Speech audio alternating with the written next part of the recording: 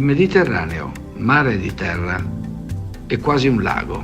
Unisce popoli di mezzo come espresso nel concetto alemanno Mittelmeer. Una culla di civiltà millenaria dove oggi vivono genti che rappresentano una grande parte dell'umanità.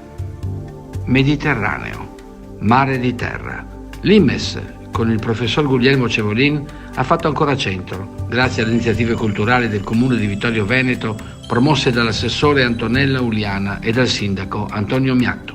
Questo libro darà lo spunto per riflettere alla luce magari di quello che sta purtroppo accadendo in questi giorni su questo particolare scacchiere importante e che ha sempre avuto dal punto di vista politico-culturale una grande rilevanza.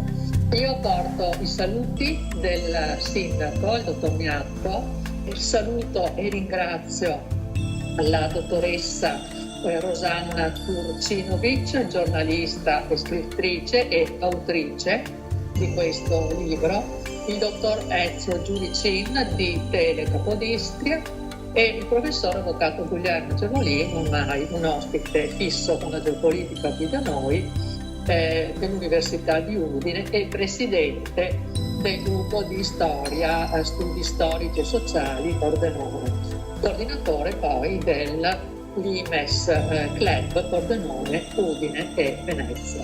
Nel corso della piacevole serata tenutasi al Museo della Battaglia nell'auditorium, i relatori Rosanna Turcinovic, Giuricin, Ezio Giuricin, Guglielmo Cevolin, Antonella Uliana ci hanno interessato con la presentazione del libro Occhi Mediterranei, scritto a tre mani, Christopher Palomar, Rosanna Turcinovic e Dario Fertirio. E quindi queste tre esperienze messe una di fronte all'altra in questa serata magica, e da questo connubio è scaturita questa idea: ma perché non scriviamo un libro su ciò che il mare significa per noi e lo facciamo senza avere nessun rapporto fino alla fine del libro? E poi un fuoriprogramma in Istro Veneto provocato per ricordarci che tra Veneto e Istria esiste un ponte ideale della cultura di San Marco. 125 anni che si è morta la Serenissima, 225 anni. Come che esiste ancora la lingua veneta in Istria, che si parla l'Istro Veneto, che si Veneto, che non si insegna a scuola perché si insegna l'italiano. Come che esiste ancora sta lingua forte che è l'unione do sponde dell'Adriatico, perché la cultura veneta è talmente forte che continua a vivere in Istria e anche in Dalmazia. Un asso lanciato al collega di Tele Capodistria Ezio Giudicin, presidente del Circolo di Cultura Istroveneta Istria, e improvvisamente il Veneto in aula è ridiventato lingua.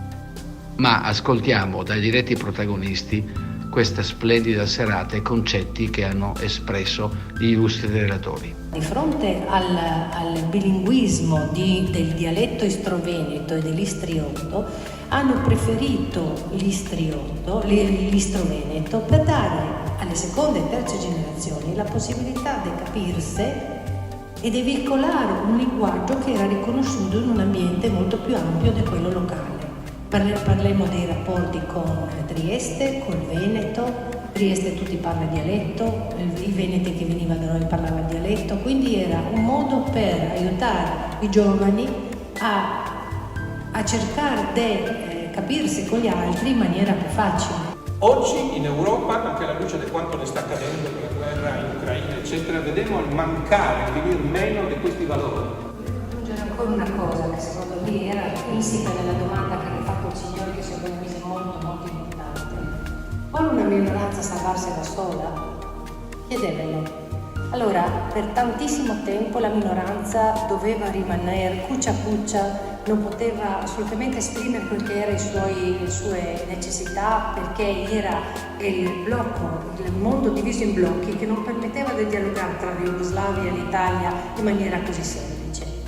Ma il mondo si è cambiato. Con la caduta del muro di Berlino, in Europa si è creato una realtà molto diversa, dialoga, adesso l'Italia e la Slovenia e la Croazia dialoga, però la comunità degli italiani non usa più un interesse principale o comunque importante per l'Italia, per cui l'Italia non si preoccupa della minoranza.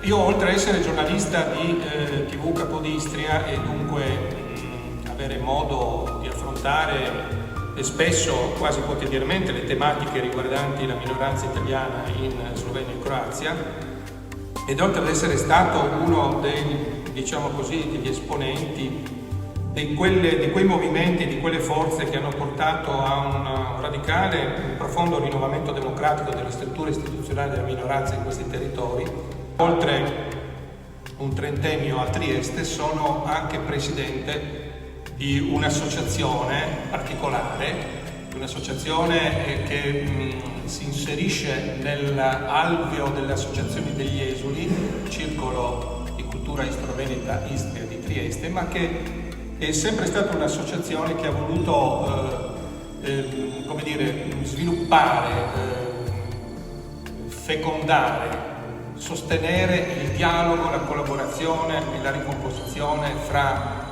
gli esuli costretti ad andarsene nel secondo dopoguerra e i pochi italiani rimasti di questi territori. Tutta la ricchezza che ci ha presentato la Rosanna Turcinovic, e cioè la dimensione della vita sul mare, del vivere insieme ad altri popoli nel mare, confrontarsi attraverso il mare sotto tutti i profili, dalla gastronomia fino alle questioni che riguardano la cittadinanza, l'identità, la propria lingua, la propria storia, la propria possibilità di sopravvivere o meno, o di riuscire a esprimersi.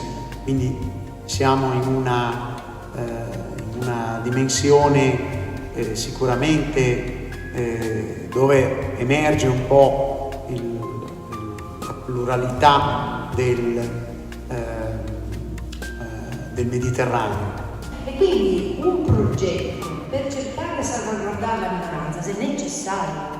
Mi sempre più spesso parlo con gente che si occupa di università, come il nostro Guglielmo Cevolini, che senti loro la necessità quasi di andare là a domandare ma cosa ne serve, perché c'è questa necessità. Dall'altra parte c'è un grido d'aiuto, ma purtroppo a livello politico non esiste la possibilità ancora di avere un progetto che in qualche modo salvaguardi questa comunità. E che venga fuori come è venuto fuori a Trieste. Quindi ecco, tutte cose che dovrebbero anche evitare l'Ucraina e così via e così via. E quindi chiudiamo così il corso di geopolitica.